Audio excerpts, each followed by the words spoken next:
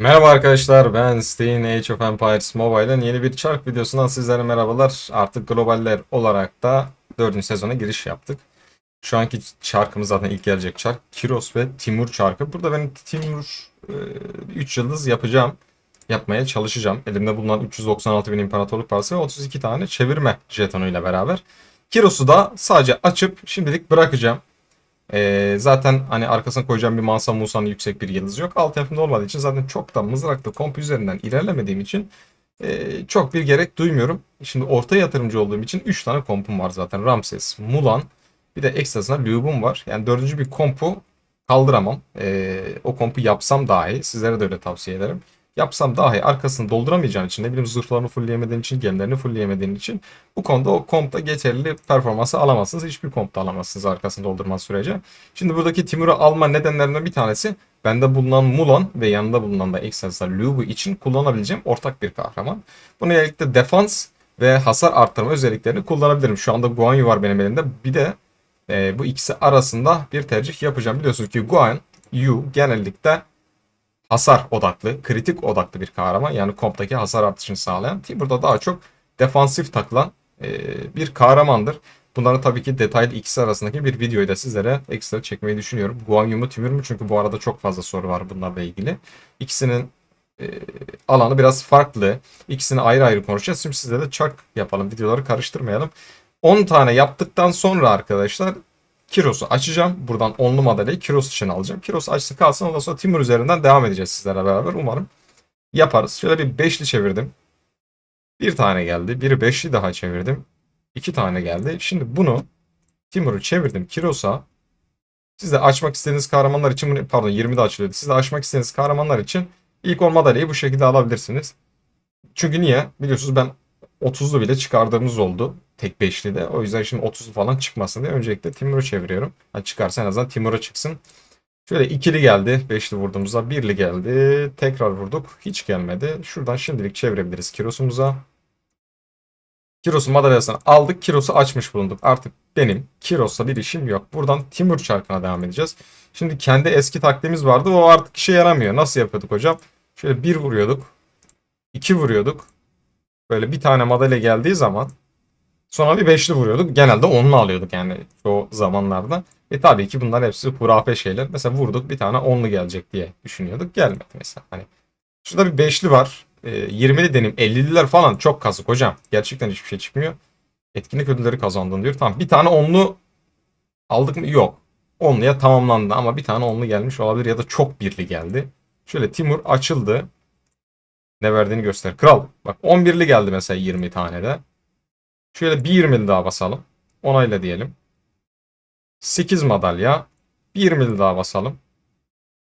6 madalya. Beşli de ne gelir? Aslında çok da karsız değil aslında. Ama 50'li çok problem. Burada ikili geldi. Birli geldi. Tekrar bir birli. Ve pinti bir çarksın sen ya. Çarkı ikinci sezondan sonra bozdular. Bu konuda hepimiz çok kişi olarak aynı fikirdeyizdir. Abi ikinci sezonda biz deli gibi çark çevirirdik ve bir kahramanı hadi 500 bin imparatorla 5 derdik yani. Çünkü onlular falan çok çıkardı. Bunlar bu üçüncü sezon başlangıcıyla çarklar bir bozdular hocam. Burada gördüğümüz bizim şurada görünen çark oranları tamamıyla hurafe olduğuna inanıyorum. Birinci sezonda, ikinci sezonda da bu şekilde 2 sezon çark çevirdik. Şimdi ondan sonraki 2 sezonda çark çeviriyoruz. Aradaki farkı gayet net şekilde görüyoruz. İşte %10 ihtimal, %1 ihtimalle onlu çıkıyormuş. %20 ihtimalle birli çıkıyormuş falan. Bu şeyler düzenler hep aynıydı ama artık onlu çıkmıyor hocam. Yani inanılmaz zor. Eskiden bu kadar zor değildi. Evet biz beşlilerimizi çevirmeye devam edelim hocam. Çünkü benim 4. sezonda alacağım başka bir kahraman mesela kılıçlı desen Lagert'a alamam. Çünkü Miyamoto Comp tam Miyamoto'm 3 yıldız, Tribhuan'a 1 yıldız. Artık bu süreçte Tribhuan'ı artık 4. sezon itibariyle rahatlıkla diyebilirim ki 5 yıldızda kullanmak gerekiyor hocam. Tribhuan'ın artık sadece tetikleme oranı o kompu 4. sezonda düşmanın elinden alamıyorum maalesef. 5. yıldızda ekstra %40 hasarla tabii ki devam ettirebilir ama birinci yıldızda, üçüncü yıldızda zaten 3. yıldızda bir şey vermiyor da 1-5'te bir şeyler veriyor. 1 ve 3 yıldızlarda artık çok mümkün değil konuşulması. Şöyle bakın 5'lilerde o kadar çevirdik hocam. Hiçbir şekilde mesela hiç 5'lide hiç onlu alamadık. Hiç onlu alamadık. Normalde bu kadar mümkün değil yani. Buradan madalyalarımızı alalım. Bir yıldız basalım. Kaçlı oldu ona da bakmak lazım şimdi. 15'liği aldık. Timur'um. Timur'um sen Kiros'u takas et. Arkadaşlar her zaman söylediğimiz gibi bir kahraman almak dahi istemiyorsanız, hiç ben bunu asla kullanmam dahi diyorsanız alın. Alın hocam. 0 yıldız kalsın. En azından ileride bir şey olur. Ne bileyim, bu kahramanla bir kahraman komp yaptığınız zaman inanılmaz farklı bir şeyler çıkar ortaya. En azından elinizdeki kafayla dahi yapabilirsiniz diyeyim size. Şimdi 99 tane kafa var. 50, 20, 70. Burada 100 istiyor. 170 tane madalyaya ihtiyacım var benim. Geleceğim tekrardan çarkımızdan çevireceğiz. Zaten elimizdeki avucumuzdakini de alacak. Zaten başka çevireceğimiz bir şey kalmayacak. Şimdi 5'li olarak çeviriyorum yine. Hiçbir şey. Şu eski taktiği bir daha yapayım. İçimde kalmasın. Birli gelene kadar vuruyoruz. Eskiden çok yapıyorduk da şu an yapamıyoruz. Niye hocam, gelmiyor ya. Bozdular hocam, ifşalandık. Şöyle vurduk yine. Vurduk hocam. Bir tane kafa ver mümkünse. Hani %20 ihtimalle bir geliyordun ya. Tamam, bir tane geldi. Vurduk 5'li. Burada 10'lu gelmesi lazım artık dedik. Aynen, al sana 10'lu dedik. Şimdi şu çarkta böyle sıkıntı olduğu zaman bazen yine bir hurafe olarak bunu değiştiriyorduk. Bunlar tamamıyla hurafe zaten de. Mesela gelse de şu an diyeceğim, aa yaptık da oldu diyeceğiz. Mesela çevirdik, bir sıfırladık. Devam ediyoruz hocam. Birlilerden devam. Yani oyun, sana yemin ediyorum artık, adamlar daha fazla paket çektirmek için oranı o kadar kötü yapmış ki. Ya mesela hani şu an 200 bin tane imparatorluk parası harcadık. Ekstra 35 tane de çevirme jeton harcadık. Bir tane bak, bu kadar beşli bastık, bir tane onunla alamadık. Bu mümkün değil hocam. Hani bunu sadece ben de söylemiyorum. Sizler de söylüyorsunuz. Telegram bilmeyenler için açıklama kısmında Telegram'ımıza. Oradan da söylüyorsunuz abi çarkın ne kadar kötü olduğunu. Zaten ben bu çarkın bu kadar kötü olduğunu yani hepimiz biliyorduk. Bile bile girdim. Yapacak bir şey, bir 3 yıldız yapalım dedik.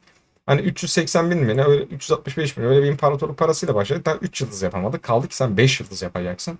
Bunun mümkünatı yok. Anca buradaki sandıklardan toplarsın. O da zaten yüksek bir imparator parası basışıyla oluyor zaten. Hani böyle 1 ile 2'li 3'lü çıkıyor. Başka yaptığı bir şey yok. Abi bir tane şeyli çevireyim. Bir tane 20'li çevireyim. Vurdum bir tane 20'li. 6 tane.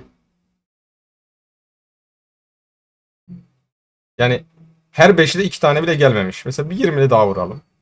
İmparatorun içinden geçelim. 14. Mesela burada tam 2'li 3'lü 2'li 3'lü bayağı çıkmış. Şimdi 400. sandığı alalım en azından. Onunla beraber belki bir şeyler yapabiliriz. Sonra sizlerle beraber Timur'u düzenleriz.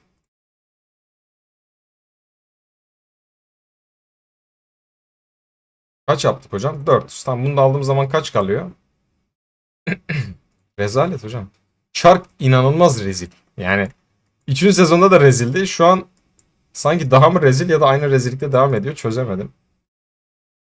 170 kafa. Tamam, yapmışız. Şimdi terfi et. Terfi et. Terfi et. Terfi et. Terfi et. Yeter yani, şanssız. Ha, onlu çıkarsa, eskiden onlu çıkıyordu. Daha karlı yapıyorduk arkadaşlar. Bu kadar imparatorluk parası vermiyorduk. Bir de birinci sezonda zaten her yerden ödül veriyordu. O yüzden gayet iyiydi. Tam 3. yıldıza kadar geldik. Etkisini aldık. Bu kahramanı 5. yıldız olarak yapmanızı zaten önermiyorum. Benim için Timur'un full yıldızı 3'tür.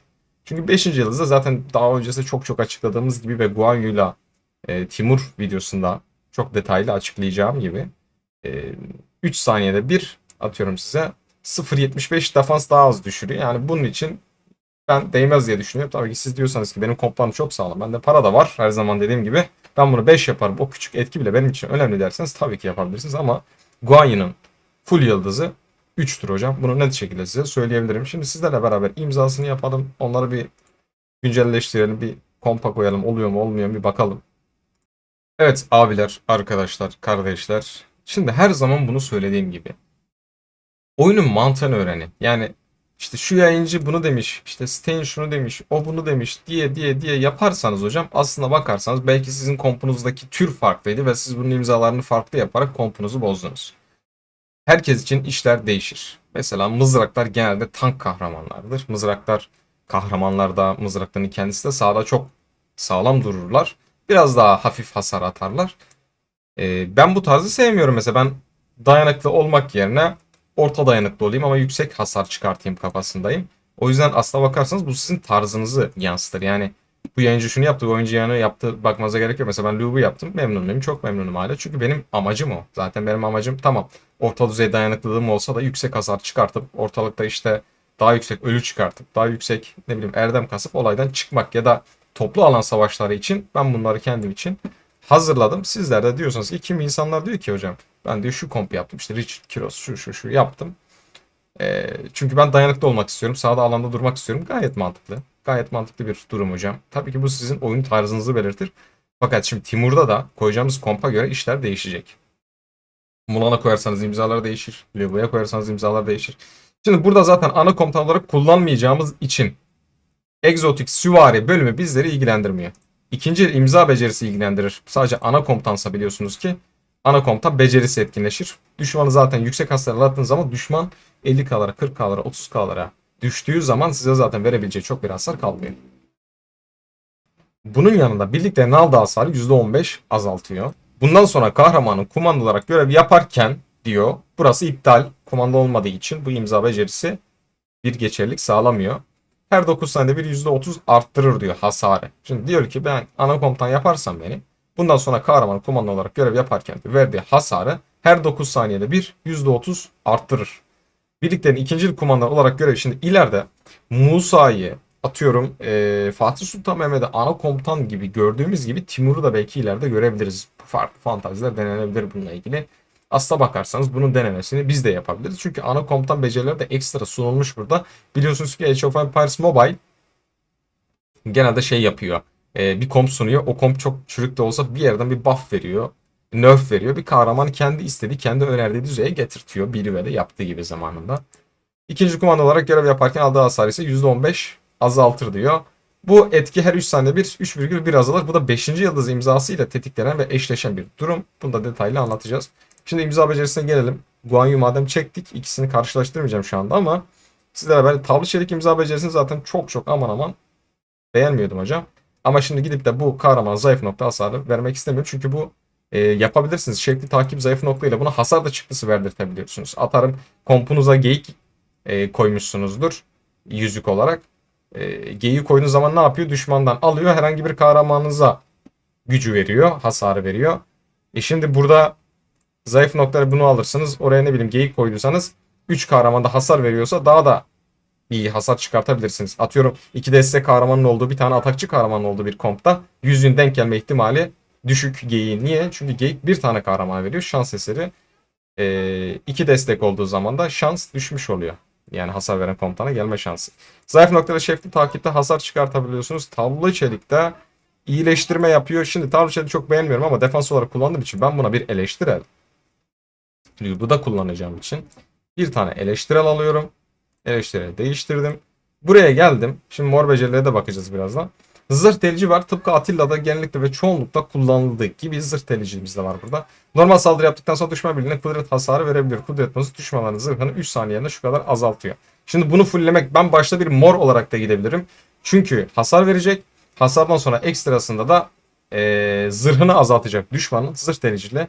Hiddetlenmede de normal bir saldırı yaptıktan sonra düşman birliğine kudret hasarı veriyor yine. Ve kahramanın kudretini 3 saniyeliğine arttırıyor. Şimdi ben bu kahramanın kudretine aman aman ihtiyacım yok. Deseydi ki ana komutanın kahramanına okey.